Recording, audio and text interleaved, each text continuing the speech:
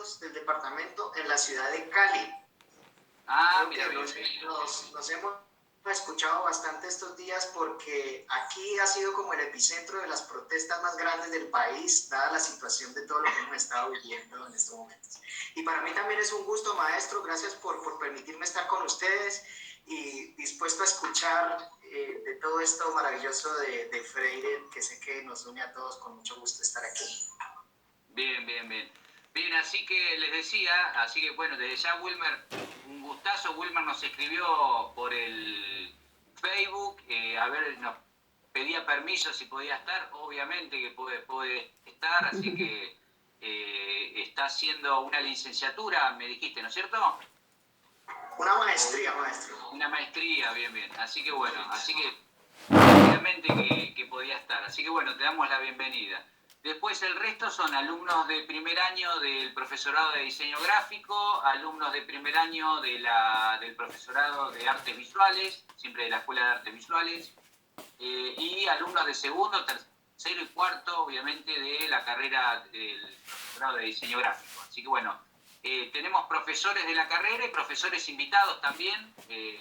No alcancé a pipiar a ver quién más estaba, pero bueno, bienvenido a todos. La verdad que es un gusto poder haber organizado esta charla, ¿sí? Por el tema de la pandemia, pero seguramente a nosotros nos va a abrir una puerta a futuro para animarnos a hacer este tipo de cosas más seguido, ¿sí? Ya la escuela tiene muchas riquezas que podemos compartir, así que bueno, ahí estamos. Hoy vamos a estar conectándonos con dos disertantes desde la ciudad de Rosario, así que bueno, las voy a presentar, ya por lo que vi están conectadas. Ellas son las dos disertantes de la ciudad de Rosario, María Silvia Rinaudo y Mónica Evangelisti. María es profesora de enseñanza primaria y ciencia de la educación de la Universidad Nacional de Rosario, diplomada en gestión de las instituciones educativas, ha hecho conducción del sistema educativo Fraxo, ¿sí? En algún momento quizás nos explicará qué es esto del sistema educativo Fraxo. Es docente, ¿sí? Fue docente de nivel primario, secundario y terciario, ¿sí? Fue también directora, dictante de postítulos docentes también en actividad. Actualmente está jubilado, pero siempre activa y haciendo cosas. Es integrante de la Porfiada Memoria, que es un espacio colaborativo por la memoria, la verdad y la justicia, ¿sí? También es un agrado presentarles a Mónica Evangelisti, ¿sí? Es licenciada en Ciencias Políticas con capacitación docente, también de la Universidad Nacional de Rosario, licenciada en Calidad de la Gestión Educativa de la Universidad de Salvador, docente de nivel secundario y universitario, ¿sí? Fue directora, ¿sí? De Organización de Escuelas Secundarias, actualmente jubilada, abuela de Camilo, como le gusta llamarse, ¿sí? Gran cuidadora de Camilo, coordinadora de la Porfiada Memoria, ¿sí? Junto con María, ¿sí? Que es este espacio colaborativo de memoria, verdad y justicia, ¿sí? Me gustaría pasarle antes la palabra a la jefa de área, Gabriela Castaldi, también, como para que diga unas palabras, y después ya directamente estaríamos pasando a la primer disertante que va a ir arrancando. La idea sería, ayer estuvimos hablando de media horita para cada una, así que le voy a estar controlando el tiempo. Y después haríamos un espacio para preguntas. Pueden ir publicando las preguntas en el chat y junto con Gisela vamos, en todo caso, al final a ir leyendo las preguntas, aunque me gustaría que en realidad se animen ustedes a hablar, sería lo ideal, ¿no? Pero si hay alguien que el micrófono no anda o por alguna razón no se anima, nosotros podemos leer la pregunta, pero nos gustaría muchísimo más que ustedes cuando finalicen puedan ser los que vayan realizando las preguntas. Gaby. Bueno, Pepe, gracias a todos los que están acá, profesores de la carrera del profesorado de diseño gráfico, que gracias a este trabajo de equipo de Juliana, Oscar, Esteban, Gise, Maga, y no me olvido de ninguno, ¿no es cierto? Organizamos todo esto desde el mes de febrero, lo veníamos pensando, y bueno, y gracias a la ayuda de Pepe que se pudo conectar con estas dos profesoras, y bueno, y que tenemos gente de afuera también, del exterior, es un lujo. La escuela está en Bahía Blanca, como dijo Pepe antes, y la mayoría de los alumnos que están acá son de primer año, con muchas ganas, mucha motivación. Y bueno, también está Ceci, la profesora de psicología. Gracias, Ceci, por acompañarnos también. Así que bueno, los dejamos. Pepe, vos vas a la charla de las profes entonces, dale. Sí, le vamos a pedir a la mayoría que desactive los micrófonos para que no se escuchen digamos, si hay sonido en la casa o algo. Y bueno, le damos la palabra a Mónica, me parece que arranca. Sí. A ver. ¿Me escuchan? Sí, Pepe, ¿Me escuchan? Sí, Bien, sí. bien. ¿Mónica Sí, está? sí. Sí, sí, perdón, tenía Ahí va dificultad apareciendo. Ahí está. con el micrófono. Ahí está Mónica. Ahí Bien, está. bueno. Buenas tardes a todos y a todas. Una alegría de encontrarme con ustedes. Momento muy esperado, por cierto, por nosotras. Y bueno, acá estoy yo, la iniciadora de este conversatorio, podríamos decir, y bueno, y de este proyecto ambicioso, hermoso, innovador que ustedes están comenzando y que, bueno, y que viene siendo, hasta donde yo conozco, como muy afín a las propuestas del maestro Freire, que hoy vamos a comenzar a dialogar o a visitar, podríamos decir. Bueno,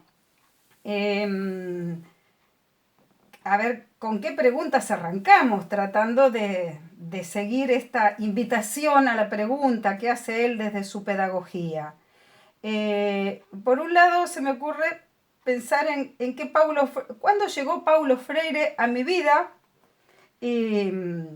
porque no estoy hablando desde el lugar de una especialista que ha investigado a lo largo de su vida o en su carrera a Paulo Freire, sino que he sido sobre todo una lectora y he tratado de bajarlo a mi práctica, pero práctica que hacía bastante en solitario en la mayor parte de mi carrera. Paulo Freire llegó a mí a través de libros que me pasan amigos, ya que en la universidad donde yo concursaba, estoy hablando más o menos de la edad de los jóvenes que están participando en este parlamento. Yo habré tenido 18, 19 años cuando un amigo me acerca Pedagogía del Oprimido y Educar para la Libertad. En realidad intenté en la universidad plantear de que hagamos lectura sobre él y me miraron como un bicho raro diciéndome acá se ve marxismo, ese reformista acá en la universidad no entra. Estoy hablando del año 74-75, 1974-75. Bueno, lo cierto es que luego lo seguí leyendo cuando aparecían los diarios y bueno, y no sé si lo interpreté del todo allá a los 18, 19 años, pero lo más importante sí lo capté en ese momento. Digo esto porque muchos de estos jóvenes tendrán esta edad, 18, entre 18 y 20 años. Y habla de la importancia de un libro que marcó mi vida profesional y mi vida personal, ¿no? No son muchos los libros que logran ese efecto en la vida de uno, pero Pedagogía del Oprimido sí es un libro que difícilmente no impacte al lector. Bueno, hasta aquí un poco cómo llegó Freire a mi vida, ¿no? Pero, ¿quién es este maestro? Otra pregunta que podemos abrir. ¿Por qué en este momento se lo recuerda a Paulo Freire en tantos lugares? ¿Por qué hay una campaña latinoamericana caribeña en la que intervienen alrededor de 13 países, si no me quedo corto, organizándola de una manera plural y compartiendo todos los materiales y las experiencias por las redes en forma gratuita y con una generosidad y con una entrega amorosa y con mucho trabajo al que sin duda se suman ustedes a partir de ahora, ¿no? Así que, bueno, ¿por qué esta campaña y por qué este maestro que a 100 años, como se va a cumplir el 19 de septiembre de su nacimiento, hoy nos sigue conmoviendo su legado y su legado sigue siendo una herramienta importantísima para aquellos educadores, para aquellos luchadores de otros ámbitos, de sindicatos, de movimientos sociales, de organizaciones no gubernamentales o simplemente personas de bien que se comprometen con los intereses de nuestros pueblos. A estos va dirigido el legado, el mensaje de Freire, que no se repite en estos días, sino que se reinventa, se lo busca actualizar. Actualizar, reinventar, hacer crecer y ojalá sirva para sembrarlo en muchas generaciones para que siga estando vivo. Hoy Paulo Freire, decimos, está presente. Paulo Freire vive, es el eje o la consigna de la campaña y seguramente que ustedes a lo largo del trabajo van a coincidir con esto. Bien, ¿por qué Paulo Freire sigue conmoviendo a los corazones y a la racionalidad de tantas personas de lugares tan diversos? Bueno, podemos decir que fue un pedagogo, pero mucho más que un pedagogo también, porque allá en la década del 60-70, donde su obra empieza a ser potente y fuerte, este maestro de Recife, del estado de Pernambuco de Brasil, de una zona pobre, históricamente atravesada por el esclavismo, este maestro comienza a ser uno de los principales referentes de la filosofía latinoamericana, de una nueva pedagogía acorde a esa filosofía. Podríamos decir que a él lo ubicamos junto a Enrique Dussel, que aún vive y que está en México, a Rodolfo Kusch, otro argentino que ya no está entre nosotros, pero que su pensamiento filosófico latinoamericano, decolonial, sigue estando, sí, más vivo que nunca. Bueno, Freire fue, podríamos decir, un innovador en este sentido. Tomó seguramente experiencias de otros pensadores latinoamericanos como Simón Rodríguez, como José Martí, pero él le da un giro y una recreación y una elevación a ese pensamiento adecuado a la época en que él vivía.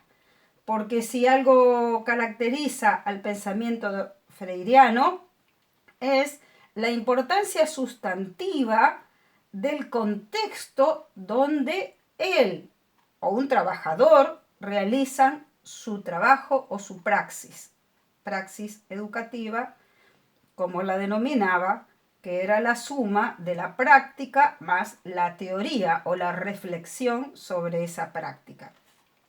Bueno, él comenzó su práctica, tenía título de abogado, pero nunca lo ejerció.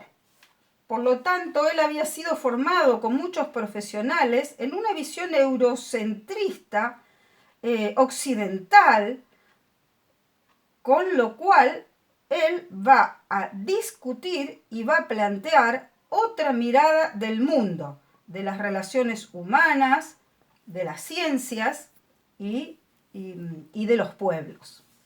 Porque fue verdaderamente el maestro pensador que se identificó y trabajó con los pueblos,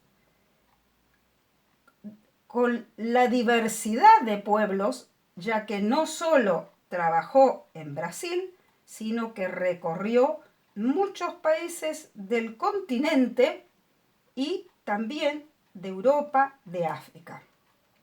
Bueno, en ese trabajo que él inicia, ejerciendo primero un corto periodo del cargo de maestro enseñando portugués, pero en realidad se dedica a lo que se conoce muchas veces como el método Paulo Freire, a trabajar en los círculos de cultura para alfabetizar a jóvenes y adultos.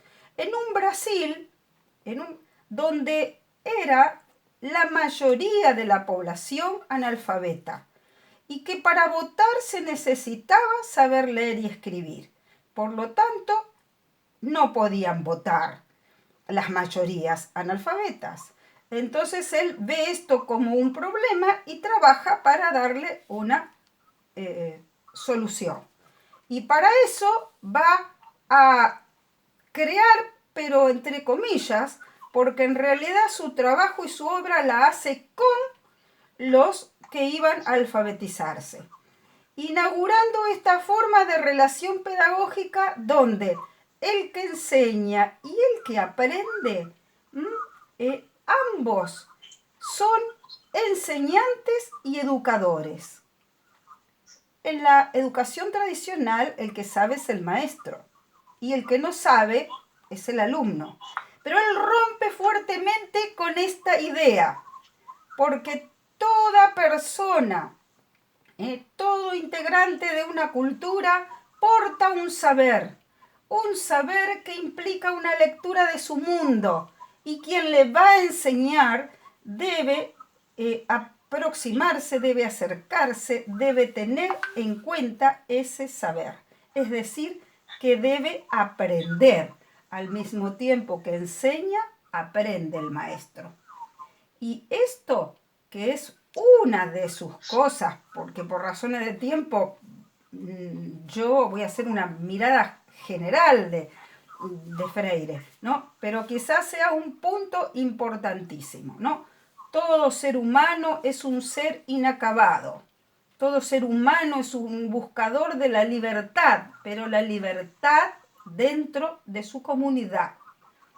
No esta libertad que nos hablan en estos días algunos que salen a cacerolear, y que es una libertad basada en el egoísmo.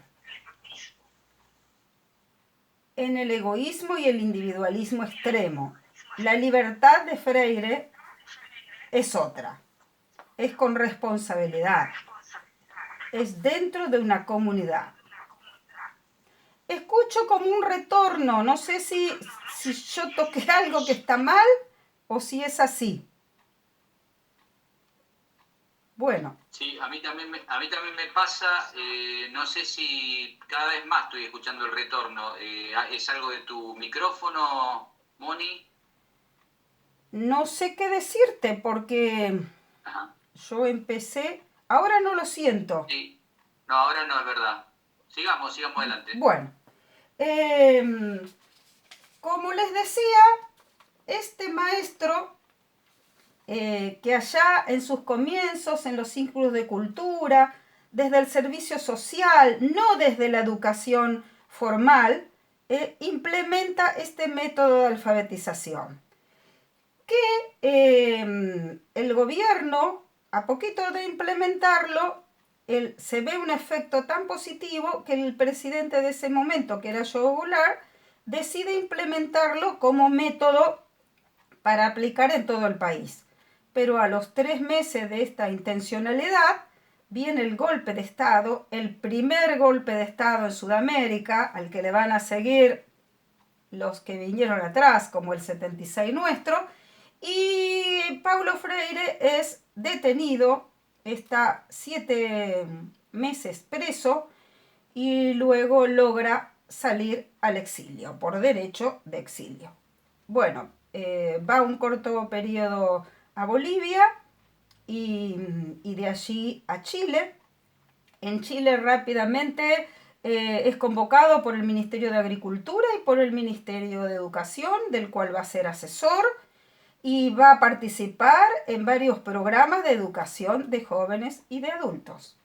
Bueno, en este momento está más concentrado en eso, pero a lo largo de su vida también se interesó por las infancias y por las educadoras y educadores. sobre los que hizo importantes aportes. Bueno, es en Chile donde sistematiza la experiencia de Brasil y saca el libro La pedagogía del oprimido. Primero Educar para la libertad y luego La pedagogía del oprimido.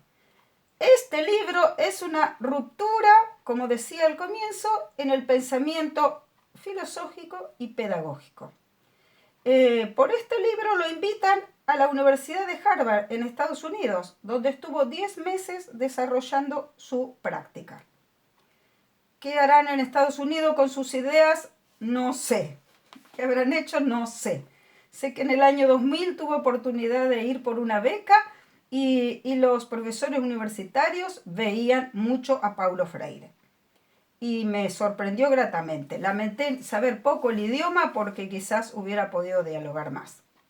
Bueno, luego, siguiendo con su exilio que se extendió a 16 años, es convocado por el Consejo Mundial de Iglesias en Europa, en Ginebra precisamente, donde será asesor en educación. Y por esa tarea va a ser conocido y convocado a dar conferencias en muchos países europeos, donde se lo va a conocer y va a extender su pensamiento transgresor, radical, podríamos decir. Así es que es invitado por un líder revolucionario africano como Amílcar Cabral en Nueva Guinea, donde se estaba desarrollando un proceso revolucionario para terminar con el colonialismo, porque en África esto que nosotros hicimos en el siglo XIX, ellos recién logran en el siglo XX liberarse y, entre comillas, de la dominación colonial. Ahí estaba Amílcar Cabral, se cartean, hay un libro que deja toda esa experiencia que está documentado en este librito, que es Cartas a Guinea-Bissau. Pero lamentablemente a Amílcar lo asesinan y no se podrán ver. Solo quedaron las cartas. Y él con una comisión de pedagogos se fueron acercando y participaron de una experiencia de alfabetización en Nueva Guinea. Hace unas semanas atrás hubo un encuentro amoroso, emotivo, entre esos educadores, o mejor dicho, voluntarios de la campaña de alfabetización, educadores algunos hoy, y algunos de los que habían ido con Paulo Freire. Se comprometieron ante todos los que escuchábamos a seguir actualizando su obra y a partir de ese encuentro, que no se había dado antes, seguir trabajando juntos. Miren qué cosa linda esto, ¿no? Articulando de África a Brasil y reinventando a Paulo Freire, ¿no? Bueno, después de 16 años de exilio, no sé cómo andamos con los tiempos, no quisiera excederme. Cuando falten 5 minutos o voy a tratar igual de redondear por si ya están cansados el auditorio, que a veces cuesta sostener la atención. Bueno, después... No, vamos bien. Le podemos dar inclusive 5 minutos más porque empezamos un cachitín ahí tarde, ¿viste? Mientras hicimos la presentación, así que te quedan 5 minutos hasta y media y si querés 5 más todavía también. Bueno, no, vamos a tratar de ajustarnos. Para que quede lugar a las preguntas luego. Decía, después de 16 años de estar fuera de su país, vuelve en 1980. Es recibido en el aeropuerto por una multitud que sorprendía que un maestro que se había ido, exiliado, expulsado por la dictadura, tuviera un público que parecía una estrella de rock que llegaba a Brasil en 1980. A pocos años de estar allí, lo convoca una compañera militante del PT, Luisa Erundiña, quien va a ser diputada 6 veces por el estado de San Pablo, y lo convoca a un cargo político, a ser secretario de educación de este municipio, uno de los más numerosos del Brasil. Y ahí es una experiencia de 2 años, casi 3, muy importante, donde crea numerosas escuelas en las favelas. escuelas que son denominadas escuelas de la alegría, entre otras cosas por su forma de organización y por el colorido que tenían, gracias a murales, gracias a pintura. Yo no he podido conseguir imágenes de esto y las sigo buscando, pero esto pienso que para ustedes puede ser algo rico encontrarlo. Así que yo voy a seguir insistiendo y tal vez ustedes lo logren. Además, en ese periodo que digamos fue como ministro de Educación, se ocupó muchísimo de elevar el salario de los docentes, cosa que decía que no se puede dignificar a un docente si no se le elevan sus salarios. Y criticaba mucho a la clase política cuando dicen no hay dinero y bueno, es indispensable. También se ocupó de una revisión curricular y de una forma de capacitar a los educadores con mucha intervención de las universidades, conjuntamente con los maestros que están en territorio, haciendo una capacitación sumamente innovadora que bien vendría tomar algo de eso para seguir haciendo en los países hoy. Bueno, lo cierto es que en ese lugar donde él fue especie de ministro, secretario de Educación, en ese tiempo no hubo paros. Y los maestros y educadores, profesores denominan ellos, se involucraron con su gestión y fue algo sumamente valioso. Luego se retira a Recife y a partir de ahí va a escribir muchos libros en los cuales sintetiza su obra. Entre los libros últimos, en los cuales él siempre valorizando los puntos esenciales de su pensamiento, hay una pedagoga, María Teresa Torres, muy amiga de él, que lo ayudó a alfabetizar, por ejemplo, en Nicaragua, en El Salvador. Bueno, ella dice que Paulo Freire, con sus principios de la mano, pero atrincherado, salió a responder al neoliberalismo y a plantear su crítica al mundo, que ya era otro, y de allí sale una de sus últimas obras, que es Pedagogía de la Autonomía. Bueno, también de ese último tiempo está Pedagogía de la Esperanza, y una obra pequeñita que para los estudiantes yo les recomiendo que la bajen de internet, que es fácil acceder a esto hoy, que se llama El Grito Manso. El Grito Manso la escribió, fue una de las últimas en el año 97, cuando él va a morir, pero resume una experiencia que hizo en la provincia de San Luis de nuestro país, donde fue declarado honoris causa, fue invitado para ser declarado honoris causa, y entonces ahí da conferencias, cuentan que no alcanzaban los lugares. Una de las últimas se hizo en un estadio de fútbol y se llenó de educadores de la Argentina y más allá del país. Lo que habla de cómo este maestro ya viejito, de una voz calma, tranquila, amorosa, dicen que cuando empezaba a hablar había como magia en su hablar y cautivaba al auditorio. Y él siempre pedía que no le hicieran lugar para largas conferencias, porque él quería dialogar, que es otro de sus puntos de su pensamiento. El diálogo, la dialogicidad en la educación y en la vida. Pero de esto tal vez refiera mi compañera. Y bueno, y estamos llegando como al final. Les comenté también que hay una campaña que está transcurriendo, que se llama Campaña Latinoamericana Caribeña. El lema es Paulo Freire vive, pero en cada lugarcito, así como ustedes, en cada lugarcito donde Freire de algún modo llegó, se están incendiando o se están haciendo como fueguitos. Y recuerdo a Eduardo Galeano, ¿no? Fueguitos que algunos se encandilan, enceguecen, otros, bueno, puede haber algún fueguito bobo, pero en general son fueguitos de los cuales podemos nutrirnos y aportar. Y dentro de esos fueguitos está el de homenajeando a Paulo Freire, que iniciamos el pequeño grupo de educadoras, varias jubiladas y algunas en actividad, de la ciudad de Rosario, que fue como un puentecito que nos ayudó a encontrarnos.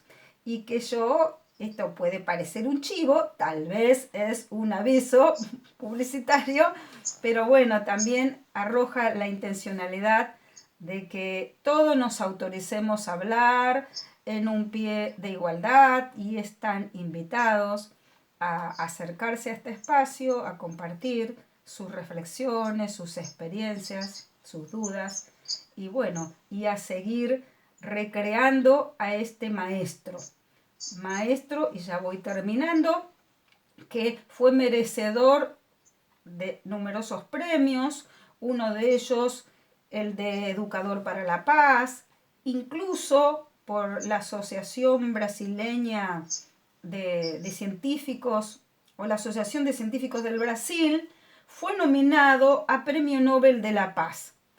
Premio que no logró, bueno, pero que no obstante, les voy a leer un poquito el argumento que pusieron los que lo propusieron, para que ustedes se den una idea un poquito más completa de quién hablamos. Dicen cuando proponen que sea nominado Paulo Freire como con el Premio Nobel de la Paz. No solo representaría el reconocimiento del trabajo de toda su vida, sino también el reconocimiento de muchas personas que luchan por lo casi imposible, dar a las personas marginadas la oportunidad de llevar una existencia digna, despertarlas de la apatía y afirmar sus derechos. Esto, su interés por los desarrapados, como él dice en Pedagogía del Oprimido, da lugar a todo un inmenso movimiento y construcción de trabajo en los movimientos sociales, en instituciones como merenderos comunitarios, bibliotecas populares, y en diversos ámbitos. Por eso hoy ellos aquí en Argentina, como una nota que distingue esta movida por los 100 años, luchan para que el 19 de septiembre sea declarado el Día de la Educación Popular y Comunitaria. Y bueno, y ya hay lugares donde por decretos municipales se ha logrado y bueno, ellos entienden que sería una forma de afirmar lo que hacen, también de homenajear a Freire y